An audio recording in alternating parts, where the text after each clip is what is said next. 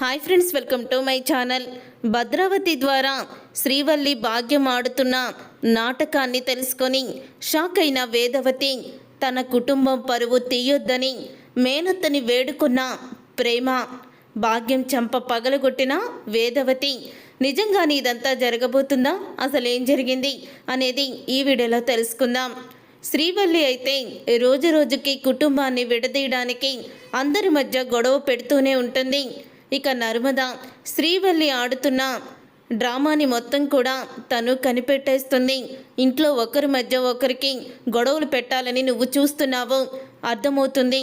మావయ్య గారి దగ్గర నువ్వు ఒక్కదానివే ఇంటి బాధ్యతని మోస్తున్నట్టు, బాధ్యతగా ఆయన మాట వింటున్నట్టు ప్రవర్తించి మా అందరి గురించి మావయ్య గారి మీద లేనిపోని అన్నీ కూడా మావయ్య గారితో చెప్పి ఆయనకి కోపం వచ్చేలా చేస్తున్నావు.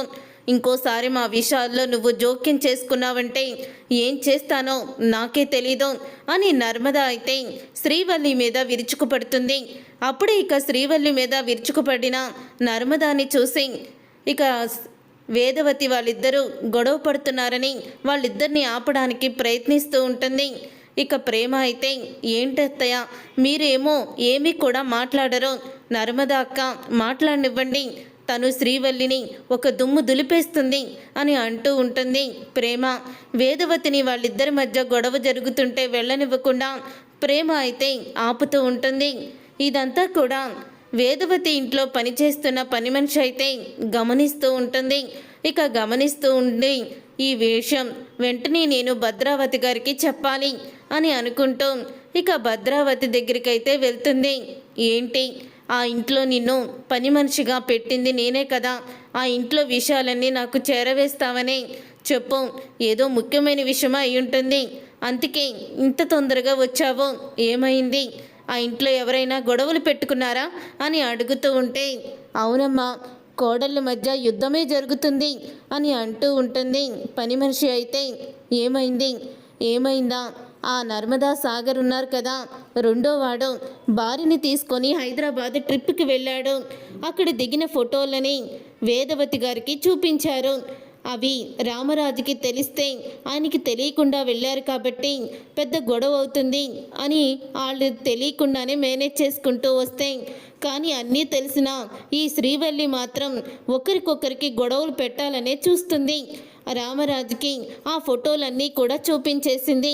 వచ్చిన తర్వాత ఆయన ఇష్టం వచ్చినట్టు నర్మదని ఆ సాగర్ని ఆయన తిట్టేశాడు. కొడుకు కోడలు బయటికి వెళ్ళారులే అని ఆయన అనుకోలేదమ్మా.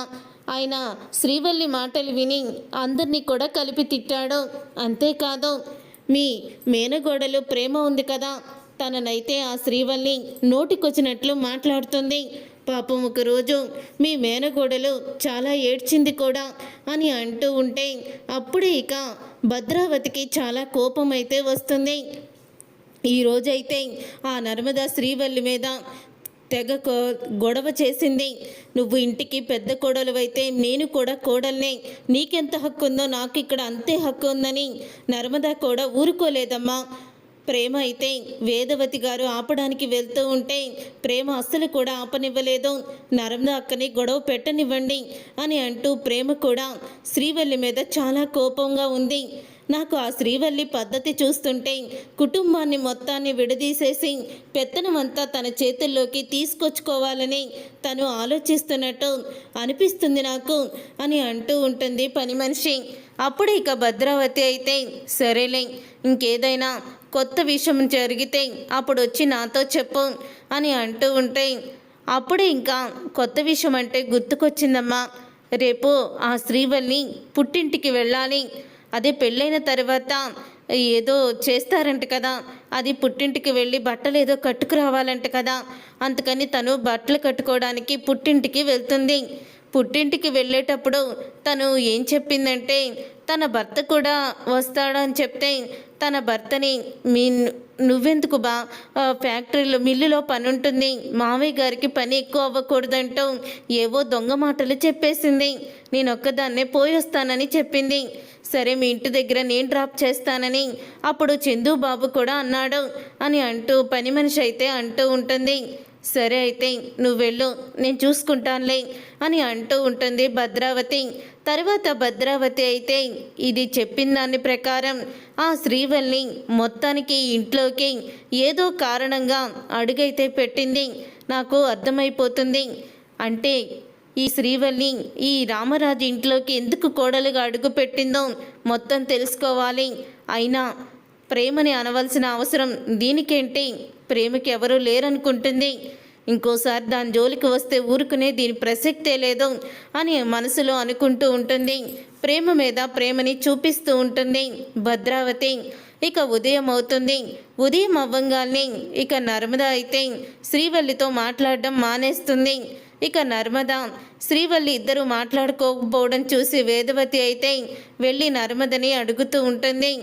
ఏదో తెలిసి తెలియని అమాయకురాల్లా కదా శ్రీవల్లి అని అంటూ ఉంటే, మీకు అమాయకురాల్లా కనిపిస్తుందన్నమాట. అయితే మీరే వెళ్ళి మీ పెద్ద కోడల్ని బాధపడద్దని ఓదార్చండి. అంతేలే, మీ పెద్ద కోడలు అంటే మీకు బాగా ఇష్టం. వెనకొచ్చిన మాకన్నా తర్వాత కోడలే ఎక్కువైపోయింది, ముందొచ్చిన మమ్మల్ని వదిలేశారు, వెనకొచ్చిన కోడలే ఎక్కువైపోయింది మీకు అని అంటూ ఉంటుంది నర్మద. అది కాదే, నా మాట వినవేంటి అని అంటూ ఉంటే, ఏం లేదత్తయ్య, నేను మాత్రం ఆ శ్రీవల్లితో మాట్లాడే ప్రసక్తే లేదు. తను మావయ్య గారి దగ్గర మార్కులు కొట్టేయడానికి ఉన్నవి లేనివి అన్నీ కల్పించుకొని చెప్తుంది. మీ ముందు మాత్రం అమాయకురాల్లా నటించి ఏడవడం మాత్రం చేతయ్యింది. మీరేమో ముగ్గురు సమానమే అంటారు, కానీ తను ప్రేమలాగా కాదు, మనసులో కూడా మా మీద పగ పెట్టుకొని సాధించినట్టే ఉంటుంది అని అంటూ ఉంటుంది. నర్మద అయితే శ్రీవల్లి దగ్గర జాగ్రత్తగా ఉండాలి, లేకపోతే అసలుకే మోసం వస్తుంది అని నర్మద చెప్తుంది. ఇక శ్రీవల్లి అయితే పుట్టింటికి బయలుదేరుతుంది. అప్పుడు ఇక రామరాజు అయితే చందుని కూడా నీతో పంపిస్తానమ్మా, బిల్లులో పెద్ద పనేమీ లేదు, ఉన్నాడు కదా సాగర్ చూసుకుంటాడు అని అంటూ ఉంటే, వాళ్ళు ఎలా చూసుకుంటారో తెలుసు కదా మావయ్య, మన పనిని మనం చేసుకోపోతే ఎలా చెప్పండి, అయినా వీళ్ళల్లో ఎవరికి బాకున్నంత బాధ్యత లేదు అని అంటూ ఉంటుంది శ్రీవల్లి. అప్పుడే వేదవతి అయితే, చూడమ్మా శ్రీవల్లి, నువ్వు ఏమీ తెలియని అమాయకురాలవని, మంచి చెడు ఏదో తెలియనివని నాకు తెలుసు, కానీ నువ్వు వచ్చి ఇంటికి నెల కూడా అవ్వలేదు, మీ బావ చూసుకున్నట్టు ఇంట్లో ఎవ్వరూ కూడా మిల్లుని చూసుకోలేరు అని అనడం నీకు సమంజసం కాదు. ఎందుకంటే వాళ్ళ గురించి వాళ్ళని కన్నా తల్లిదండ్రులకు మాకు తెలుసు కాబట్టి అది మేము చూసుకోగలం. ఇన్ని రోజులు నువ్వు చెప్పందే మాకు తెలియదనుకుంటున్నావా ఏంటి అని అంటూ ఉంటుంది వేదవతి. అప్పుడు ఇక శ్రీవల్లి అయితే వేదవతి మాటలకి షాక్ అవుతూ, ఏంటి అత్తయ్య గారు పుసుక్కుని ఎంత మాట అనేసింది, నా మీద డౌట్ వచ్చిందా ఏంటి అని అనుకుంటూ ఉంటుంది శ్రీవల్లి. అదేంటత్తయ్య, నేనేదో విడదీయాలని మాట్లాడుతున్నట్టు అనుకుంటున్నారు, నేనేదో సలహా ఇచ్చాను, అయినా మా బాగా చూసుకున్నట్టు మిల్లుని ఎవరు పట్టించుకొని చూసుకుంటారు చెప్పండి అని అంటూ ఉంటే, చూడమ్మా శ్రీవల్లి, ముందు నుంచి మీ బానే మిల్లుని చూసుకుంటాడు, ధీరజ్ చదువుకునేవాడు, సాగర్ కూడా చదువుకునేవాడు, వాళ్ళకి మిల్లు పని అలవాటు లేదు కాబట్టి అంత శ్రద్ధ వాళ్ళకి ఇంకా రాలేదమ్మా. ఆ విషయం గుర్తుపెట్టుకో, నువ్వు అర్థమవుతుందా, మీ మావయ్య గారు నీ మాటలకి తల ఊపుతున్నారు కానీ వెనకాల జరిగింది మాత్రం గుర్తుపెట్టుకోవడం లేదు అని అంటూ రామరాజుకు కూడా సమాధానం చెప్తుంది వేదవతి. కాబట్టి ఇవన్నీ ఆలోచనలు పక్కన పెట్టి, ఒకవేళ చందు నీ కూడా వస్తే నీకు ప్రాబ్లం అయినట్టుంది, అందుకని ఎంతసేపు కాబట్టి ఆ మిల్లుని చూసుకునే పని మా వాడికి ఎప్పుడు ఉండేదే కదా, నీతో పాటే వస్తాడు, తీసుకువెళ్ళు అని అంటూ ఉంటుంది వేదవతి. అప్పుడే శ్రీవల్లి అయితే నేనే కొంచెం ఎగస్టాలు మాట్లాడి చివరికి నా గొయ్యి నేనే తవ్వుకున్నానా అని అనుకుంటూ ఉంటుంది శ్రీవల్లి అయితే. ఇక శ్రీవల్లి అలా అనుకున్న తర్వాత అప్పుడే ఇక శ్రీవల్లి, అదేం లేదత్తయ్య, మీరు నా మాటలకి బాధపడుండొచ్చు, ఏమి అనుకోకండి అని అంటూ శ్రీవల్లి అయితే ఎలాగైనా చందుని ఆప్ చేయాలనే చూస్తుంది. ఇప్పుడు అద్దెకు తీసుకున్న ఇల్లు కూడా ఎవరో అద్దెకు తీసుకున్నారని తెలిసింది. ఇప్పుడు అదే ఇంటికి బాని తీసుకెళ్ళకపోతే బాకి అనుమానం వచ్చేస్తుంది, అందుకని ఎలాగైనా సరే నేను మాత్రమే వెళ్ళాలి అని అనుకుంటూ ఉంటుంది శ్రీవల్లి. అలా అనుకున్న శ్రీవల్లి అలా నన్ను క్షమించండి అత్తయ్య, ఇంకెప్పుడు కూడా అలా మాట్లాడను, బా ఇక్కడే ఉంటారు, నేను వెళ్ళొస్తాను బా అని తను ఒక్కదే బయలుదేరిపోతుంది. అప్పుడే ఇక ప్రేమకి నర్మదాకు కూడా అనుమానం వస్తుంది. ఇక ఇద్దరు కూడా అనుకుంటూ ఉంటారు, చందు బావగారు వస్తానంటే అసలు ఎందుకు శ్రీవల్లి అంతలా భయపడుతుందో అర్థం కావటం లేదు నర్మదక్క అని అంటూ ఉంటుంది ప్రేమ. అదే నాకు అర్థం కావడం లేదు ప్రేమ అని నర్మదాకి ఇద్దరికీ కూడా అనుమానం వస్తుంది. ఇక ఒకద్దే పుట్టింటికి బయలుదేరుతూ చూసిన భద్రావతి శ్రీవల్లిని ఇక ఫాలో అవ్వాలని శ్రీవల్లిని ఫాలో అవుతూ వెళ్తూ ఉంటుంది. అలా శ్రీవల్లిని ఫాలో అవుతూ వెళ్తూ ఉండగా ఇక శ్రీవల్లి అయితే అక్కడి నుంచి రామరాజు కారు దిగిపోతుంది. అదే ఇంటి దగ్గర దిగేసి గేటు తీసుకొని లోపలికి వెళ్ళినట్టే వెళ్ళి కారు వెళ్ళిపోగానే మళ్ళీ వెనక్కి వచ్చేస్తుంది. వెనక్కి వచ్చేసిన వెంటనే భాగ్యం ఇక ఆటోలో అక్కడికైతే వస్తుంది. ఇక భాగ్యం అయితే ఆటో మీద వచ్చి ఇక ఆటోలో శ్రీవల్లిని ఎక్కించుకొని బస్తీకైతే వెళ్తుంది. అలా బస్తీలోకి వెళ్ళిన తర్వాత అప్పుడు ఇక భద్రావతి అయితే ఫాలో అవుతూ వెళ్తుంది కదా. ఇక భద్రావతి ఇదేంటి లోపలికి వెళ్ళినట్టే బ్యాగ్తో వెళ్ళి మళ్ళీ వచ్చి ఆటోలో ఎక్కింది, ఇటు బస్తీ వైపు వెళ్తుంది అంటూ ఫాలో అవుతూ ఉంటుంది. అప్పుడే ఇక బస్తీకి వెళ్ళిన తర్వాత అప్పుడే ఇక భద్రావతి అయితే అక్కడే ఎవరో కనిపిస్తారో తెలిసిన వాళ్ళు, ఏంటమ్మా ఇలా వచ్చారు అని భద్రావతిని అడుగుతుంటే ఇక్కడ తెలిసిన వాళ్ళు ఉన్నారు, పలకరిద్దామని వచ్చాను అని భద్రావతి అంటూ ఉంటుంది. నువ్వు ఇక్కడే ఉంటావా ఈ బస్తీలోనే అని ఆవిడ్ని అడుగుతూ ఉంటే, అవునమ్మా ఎన్నో సంవత్సరాల నుంచి బస్తీలోనే ఉన్నాను, చెప్పండి మీకేమన్నా ఇక్కడ తెలిసిన వాళ్ళ గురించి ఏమన్నా చెప్పాలా అని అడుగుతూ ఉంటే, అదిగో వెళ్తున్నారు కదా సూట్ కేసు పట్టుకొని ఇద్దరు, అసలు ఈ బస్తీలో వాళ్ళు ఎందుకు ఉంటున్నారు అని అడుగుతూ ఉంటే, ఓ భాగ్యం శ్రీవల్లినా, వీళ్ళు ఎప్పటి నుంచో ఇక్కడే ఉంటున్నారమ్మా, వాళ్ళ ఆయన టిఫిన్ బండి అమ్ముకుంటాడు, మీకు ఒక విషయం చెప్పాలి, ఈ మధ్య నేను ఊళ్ళో లేను, ఇక్కడికి నా కూతురు దగ్గరికి వెళ్ళాను, అప్పుడు తెలిసింది వీళ్ళ గురించి, ఏంటంటే వీళ్ళెవరో గొప్పింటి సంబంధం వచ్చిందంట, గొప్పింటి సంబంధం చేసుకోవడానికి వీళ్ళు కూడా కోటీశ్వర్లని చెప్పి నాటకమాడి ఆ పెళ్లి చేశారని తెలిసిందమ్మా అని అంటూ భద్రావతి నిజం తెలుసుకుంటుంది. ఇక భద్రావతి అయితే, రామరాజు నీ పెద్ద కొడుకుకి చేసుకున్న అమ్మాయి బస్తీలో ఒక పేదింటి అమ్మాయి, టిఫిన్ బండి మీద టిఫిన్ అమ్ముకునేవాడి కూతురు, కానీ గొప్పింటి సంబంధమని ఊరి వాళ్ళ ముందు అందరి ముందు కూడా నువ్వు తెగ బిల్డప్ ఇచ్చేసావుగా, వస్తున్నాను నీకు నిజం చెప్పి నీ గుండె ఆగిపోయేలా చేస్తాను, ఆ రోజు నా చెల్లిని మళ్ళీ నా మేనగోడల్ని దూరం చేసిన నీ కుటుంబానికి పెద్ద షాక్ ఇవ్వబోతున్నాను అని భద్రావతి అయితే అనుకుంటూ బయలుదేరుతుంది. అలా భద్రావతి అనుకుంటూ బయలుదేరేటప్పుడు సరిగ్గా వేదవతి అయితే రోడ్డు మీద నడుచుకుంటూ గుడికైతే వెళ్తూ ఉంటుంది. అప్పుడే కారు ఆపి భద్రావతి వేదవతి దగ్గరికి వెళ్తుంది. అటుగా వెళ్తున్న ప్రేమ వీళ్ళిద్దరూ కూడా మాట్లాడుకోవడం చూసి తను కూడా ఆగిపోతుంది. అప్పుడే ఇక ప్రేమ, ఇదేంటి అత్తయ్యలిద్దరూ ఒకే చోట ఉన్నారంటే ఏదో పెద్ద గొడవ అయ్యేటట్టుంది అని అనుకుంటూ ప్రేమ వాళ్ళ మాటలు వింటూ ఉంటుంది. ఇంతలో భద్రావతి వేదవతిని ఆపి, ఏంటి వేదవతి, కొడుకులు ముగ్గురికి పెళ్ళిళ్ళు అయిపోయాయి, చక్కగా సంసారాలు చేసుకుంటున్నారు, ఇలాగే ఉండాలని దేవుణ్ణి ప్రార్థించడానికి వెళ్తున్నావా, ఎదుటి వాళ్ళ ఇల్లుని కూలగొట్టి ఎదుటి వాళ్ళ ఇంట్లో నుంచి ఆడపిల్లల్ని లేపుకు వచ్చి పెళ్ళిళ్ళు చేసుకునే నీ కుటుంబం చల్లగా ఉండాలని కోరుకుంటున్నావు కదా, మా ఉసిరే నీకు తగిలింది వేదవతి, అందుకని నీ పెద్ద కొడుకు జీవితం ఇలాగా తారుమారైపోయింది అని అంటూ ఉంటుంది భద్రావతి వేదవతితో. అప్పుడు ఇక వేదవతి అయితే భద్రావతితో, నా పెద్ద కొడుకు జీవితం తారుమారు అవడం ఏంటి, అసలు ఏం మాట్లాడుతున్నావు నువ్వు అని అంటూ ఉంటుంది వేదవతి.